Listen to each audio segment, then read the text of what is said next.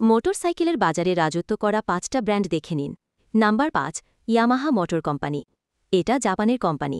জাপানের চাহিদা মিটিয়ে তারা আমেরিকা, ভিয়েতনাম, ব্রাজিলের বাজারে প্রচুর বাইক রপ্তানি করে। Number ৪, Eicher Motors. Royal Enfield bike এই কোম্পানি থেকে এসেছে। এটা ভারতের কোম্পানি। কোম্পানিটা তাদের তৈরি মোটরসাইকেল যুক্তরাজ্য, অস্ট্রেলিয়া, জার্মানি আর থাইল্যান্ডের বাজারে তাদের বাইক রপ্তানি করে।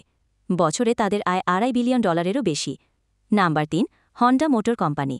জাপানি প্রযুক্তিতে তৈরি অত্যাধুনিক প্রযুক্তির বাইকগুলো ভারত, আমেরিকা, ইন্দোনেশিয়া আর ব্রাজিলের বাজারে বেশি বিক্রি করে। এখান থেকে তাদের বছরে আয় হয় $4.5 বিলিয়ন। Number ২, Hero MotoCorp. জ্বালানি সাশ্রয়ী আর দামে কম হওয়ায় ভারতের এই কোম্পানি দ্রুত বিশ্ববাজারে নিজেদের স্থান শক্ত করে নিয়েছে। বিশ্ববাজারে এদের বার্ষিক আয় $4.87 billion. Number ১, TVS motor company.